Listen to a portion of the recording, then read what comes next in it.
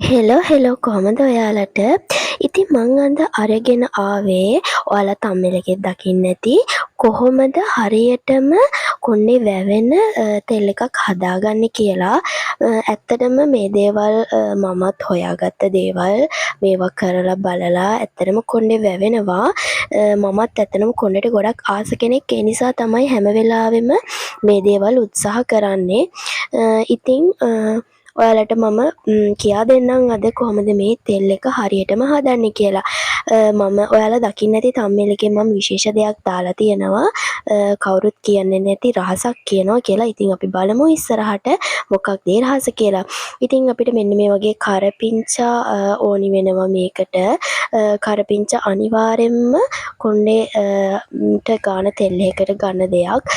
ඊළඟට අපිට ඕනි වෙනවා මෙන්න මේ වගේ පේරකොළ වැඩිය අම්මු වැඩිය ලපටිත් නැති ගොඩක් මෝරලත් නැති මෙන්න මේ ප්‍රමාණය වගේ පේරකොළ 7-8ක් වගේ ගන්න.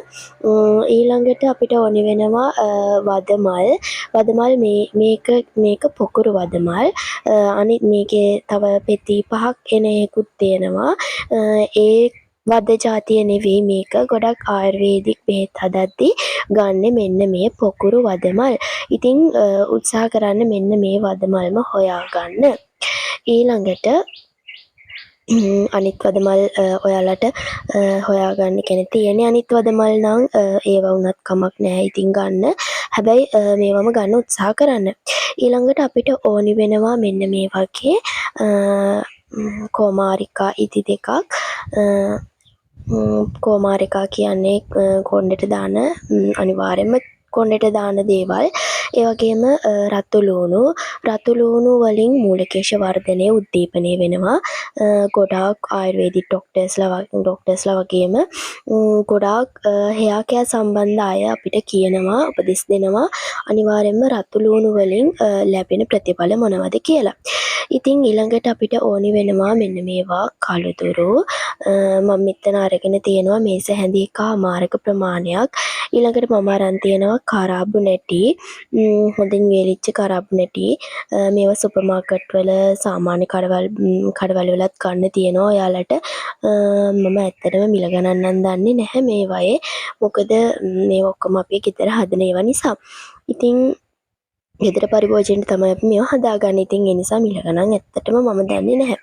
ඊළඟට අපිට ඕනි වෙනවා මේ උළුහාල්. මේතනත් මම මේස හැන්දක වගේ ප්‍රමාණයක් අරන් තියෙනවා. ඊළඟට මේ ඩ්‍රයි රෝස්මෙරි ඔයාලට ඇත්තටම ගන්න පුළුවන් නම් ෆ්‍රෙෂ් ඒවා ගන්න. මට මෙන්න මේක තමයි හොයාගන්න පුළුවන් වුණේ. මම කීල් සුපර් මාකට් එකෙන් තමයි ගත්තේ. ඔයාලට හොයාගන්න පුළුවන් නම් ෆ්‍රෙෂ් රෝස්මෙරි ඒවම ගන්න උත්සාහ කරන්න. ඉතින් මට හම්බුනේ මේක. ඉතින් මම මේක එකතු කරගත්තා. මෙතන මම ගත්තා මේස හැඳි දෙකක වගේ ප්‍රමාණයක්. ඉතින් ඔයාලා පුළුවන් තරම් උත්සාහ කරන්න ෆ්‍රෙෂ් එක හොයාගන්න. ඉතින් මෙන්න මේ ඉන්ග්‍රීඩියන්ස් එක තමයි ඔයාලට තෙල් එක හදන්න අපිට ඕනි කරන්නේ. ඉතින් වැඩි කතාවක් නැතුව අපි යමු තෙල් එක හදන්න. ඊළඟට අපි තෙල් එක හදන්න මේක තමයි මම ඔයාලට කියන්න ඕනි රහස. ඉතින් මෙන්න මේ වගේ පොල් හොඳින් වේලිච්ච පොල් ගෙඩි දෙකක් ගන්න. එහෙම නැත්නම් 4ක් ඔයාලට අවශ්‍ය ප්‍රමාණයට ඕනි ප්‍රමාණයට පොල් ගන්න. ඉතින් පොල් වතුරත් මට ඒ ගමම හම්බුණා. ඉතින් පොල් වතුර හම්බුණා කියන්නේ මම පොල් ගෙඩි බින්දලා හොඳින් පොල් මේ හීනියට පොල් ටික ගා ගන්න ඕනි. ඉතින් පොල් වතුර කියන්නේ අපේ ඇඟ පැහැපත් වෙන, සම නිරෝගී වෙන, එතකොට ප්‍රතිඔක්සිකාරක ගොඩක් තියෙන ගොඩාක් බෙනිෆිට්ස් අපේ ඇඟට ලබා දෙන හොඳ පානයක්. ඉතින් ස්වභාවික පානයක්. හැම වෙලාවෙම උත්සාහ කරන්න ඕනි කෘත්‍රිම පානවල් වර්ග වලින් ඈත් වෙලා මේ වගේ ස්වභාවික දේවල් වලට පුරුදු වෙන්න. ඒක අපේ ජීවිතයට වඩාත්ම හොඳයි. අපේ ජීවිතේ නිරෝගීමත් කරන්න. ඊළඟට මම මෙන්න මේ විදිහට හීනියට පොල් ටික ගාගත්තා. ඔයාලත් මෙන්න මේ විදිහට හීනියටම පොල් ටික ගා ගන්න. හරිම ලේසි මේ විදිහට හීනියට පොල් ටික ගා ගන්න. මම ඔයාලට කියන රහස තමයි කඩේ තියෙන පොල් තෙල් පාවිච්චි කරන්න එපා. ගෙදරදීම හදාගන්න. ඉතින් මම මෙන්න මේ විදිහට භාජනයකට ලිප තියන්න පුළුවන් භාජනයකටම හොඳට වතුර චුට්ට දාලා කිරි මිරික ගත්තා. ඉතින් උක්කුවට වතුර අඩුවෙන් උක්කුවට කිරි ටික මිරික ගන්න. මම ඔයාලට ඇත්තටම කියන්නේ මේක හදාගන්න හරිම ලේසි. පොල් තෙල් ටික මම ඔයාලට කියා දෙන්නම්. ඉස්සරහට බලන්න වීඩියෝ එකේ පොල් තෙල් ඔලුවේ ගන්න හදන මේ කොණ්ඩේ වැවෙන්න හදන පොල් තෙල් එකට අපි උපරිම ප්‍රමිතිය උසස්ම විදිහට තමයි හදන්න ඕනි. මොකද අපේ කොණ්ඩෙටනේ මේක ගන්න. අපේ බලාපොරොත්තුව හොඳට කොණ්ඩේ වවන්න. ඉතින් කඩේ මොන තරම් හොඳට පිරිසිදු පොල් තෙල් තියෙනවා කියලා කිව්වා වුණත් අපිට ඒක ගැන හරියටම විශ්වාස නැහැනේ. අපි දන්නේ නැහැනේ ඒක කොච්චර කොහොම කරත් ඕවට අනිවාර්යෙන්ම මොනාහරි දානවා. ඊට පස්සේ අපි මෙන්න මේ විදිහට දැන් භාජනයේ ලිප තියන්න ඕනි. මෙන්න මේ ප්‍රමාණයට තමයි ගින්දර තියන්න ඕනි.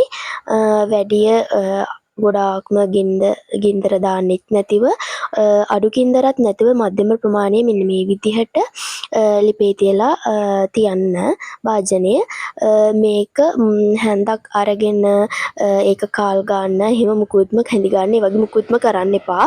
නිකම්ම චාච්චිය මෙහෙම කිරි මේ වගේ භාජනයක් අරගෙන ඒකට කිරි ටික දාලා මේ විදිහට ගින්දරේ ඔහේ රත් වෙන්න අරින්න. ඉතින් ඔයාලට බලා ගන්න පුළුවන් රත් වෙනකොට මෙන්න මේ විදිහට පෙන දාලා කිරි වල තියෙන කිරි කියන සහිත කියන්නේ කිරි කොටස මේ විදිහට භාජනයේ දෙපැත්තට මෙහෙම වටේට රවුමට මේ කියන්නේ ඈත් වෙනවා. ඒ වගේම දුම් කියන්නේ වාෂ්ප වගේ අර එකතු කරගත්ත ජලය හැමදේම ජලය ඉවත් වෙලා යනවා. ඉතින් අවසානයේ මෙන්න මේ විදිහට ඔයාලට දකින්න පුළුවන් කිරි මේ විදිහට භාජනයේ මෙන්න මෙහෙම වටේ තැම්පත් වෙලා තියෙනවා. පොල් තෙල් ටික මෙන්න මේ විදිහට අපිට හදාගන්න පුළුවන්. ඉතින් මෙන්න මේ විදිහට පොල් තෙල් හිඳ ගන්න පුළුවන්. හරිම ලේසි මේ ක්‍රමේ. ඉතින් ඔයාලට බලා ගන්න පුළුවන් දැන් මේ හොඳටම පොල් තෙල් හිඳිලා තියෙන්නේ. දැන් හරි. තව චුට්ටක් ඔයාලට මේක රත් කරගත්තොත් පුළුවන්. ඔන්නේ සුදු පාට කිරි තව පොඩ්ඩක් තියෙනවා. රත් කරගත්තාම පුළුවන් පැහැදිලිවම පොල් තෙල් ටික ගන්න. ඉතින් මේකෙන් තව රස කෑමක් හදන්න පුළුවන්. මම ඔයාලට පස්සේ ඒක කියා දෙන්නම්. ඉතින් වෙන්න මේ විදිහට ඊට පස්සේ අපි පෙරා ගන්නවා. මෙන්න මේ විදිහට තමයි පිරිසිදු පොල් තෙල්. ඉතින් කඩේ පොල් තෙල් අපිට ඇත්තටම විශ්වාස නැහැ කොච්චර පිරිසිදුද කිව්වත්. ඉතින් දැන් මේක තමන් විශ්වාසයි. තමන්ම හදලා ගත්ත පොල් තෙල්. ඉතින් හරිම ලේසි. ඊට පස්සේ මෙන්න මේ වගේ භාජනයක් අරගෙන ඒ භාජනයේට අපි මේ තෙල් ටික මෙන්න මේ විදිහට දාගන්නවා. මේ වගේ භාජනයක් කියන්නේ ඔයා ගන්න ඕනි භාජනය අනිවාර්යෙන්ම ඩබල් බොයිල් කරන්න පුළුවන් විදිහට. ඒ කියන්නේ අපි මේක වතුර එහෙක තියලා තමයි රත් කරන්න හදන්නේ. ඉතින් අපි ඊළඟට මේකට අපි අර එකතු කරගත්ත ඉන්ග්‍රීඩියන්ට්ස් ටික දාන්නයි යන්නේ. ඊළඟට මේ විදිහට රතු ලූණු කෑලි වලට සාමාන්‍ය පොඩි කැබලි වලට කපලා මේ විදිහට තෙල් එකට එකතු කරගන්න. ඊට පස්සේ කරපිංචා ටිකත් මෙන්න මේ විදිහට එකතු කරගන්න. ඔයාලා තෙල් එකේ තියෙන ප්‍රමාණය අනුව අවශ්‍ය ප්‍රමාණය ටික ගන්න. ඊළඟට කොමාරිකා මේ විදිහට කෑලි වලට කපලා ඒකත් එකතු කරගන්න.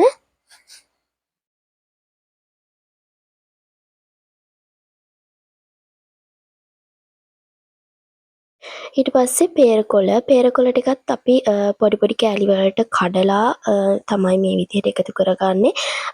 ලොකු කොළ දැම්මොත් ඒක අපිට අපහසුයි නිසා. ඊළඟට වද මලෙත් මේ විදිහට පෙති අරගෙන ඒවත් පොඩි කෑලි වලට පෙතිවට වෙන් කරලා මේ විදිහට ඒ ටිකත් එකතු කරගන්න. ඊට පස්සේ අපි ගත්ත මෙන්න මේ ටික අනිවාර්යෙන් අපි එකතු කරගන්න ඕනි. ඒ නිසා ඒ සියල්ලම මේකට අපි එකතු කරගන්නවා. ඊට පස්සේ උණු වතුර පාචනයක් තියාගෙන වතුර එකක් තියලා ඒක රත් වෙනකොට මේ භාජනය ඇතුලෙන් තියලා ඒ වතුර රටනකොට වතුර රස්නෙන් තමයි මේක රත් කරගන්න ඕනේ. කියන්නේ තෙල් ටික රත් කරගන්න ඕනේ. ඒක තමයි ඩබල් බොයිල් කරනවා කියන්නේ. ඊළඟට මෙන්න මේ විදිහට මම නම් ගත්තේ රයිස් කුකර් එකක්. රයිස් කුකර් එකේ පොඩි සයිස් එකේ එකක්. ඉතින් මගේ භාජනයේ මම මේ විදිහට වතුර රත් වෙන්න තියලා ඊට පස්සේ මගේ භාජනයේ මම මෙන්න මෙහෙම තියනවා.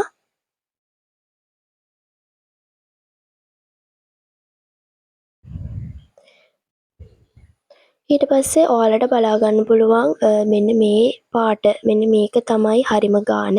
මෙන්න මේ පාට වෙනකොට ඔයාලා බා ගන්න ඕනි ලිපෙන් මේ ටික අරගන්න ඕනි. අරගෙන ඕනට වඩා කර වෙලත් නැහැ. මදිත් නැහැ ගානට. මේක තමයි නියම පාට. ඔයාලට බලා ගන්න පුළුවන් මෙන්න මේ විදිහට. මේක තමයි පාට. මේ ගාන වෙනකොට අරගෙන අපි මේක හොඳට පෙරා ගන්න ඕනි. ඉතින් අපිට මේකට පෙරාගත්ත තෙල් එකට ඕනනම් කළුදුරු තව ඩ්‍රයි රෝස්මෙරි කුඩු ඒවත් එකතු කරගන්න පුළුවන්. ඉතින් ඔයාලට බලා ගන්න පුළුවන් මෙන්න මේ විදිහට තමයි පෙරාගත්ත තෙල් ටික තියෙන්නේ. ඉතින් දැන් මේක හිස් කබලේ ගාලා නාන්න පැය භාගයකට පෙර ඔළුවේ හොඳට ගාලා හොඳ මසාජ් කරලා නාන්න පුළුවන්. මම හරියටම තෙල් එකක් ඔළුවේ ගාන්නේ කොහොමද? කොණ්ඩ වැවෙන විදිහට මේක ගාන්නේ කොහොමද කියලා ඔයාලට ඊළඟ වීඩියෝ එකෙන් අනිවාර්යයෙන්ම කියා දෙනවා. එහෙනම් අපි ඊළඟ වීඩියෝ එකෙන් අනිවාර්යයෙන්ම හම්බෙමු. එතකන් ඔයාලට බයි බයි.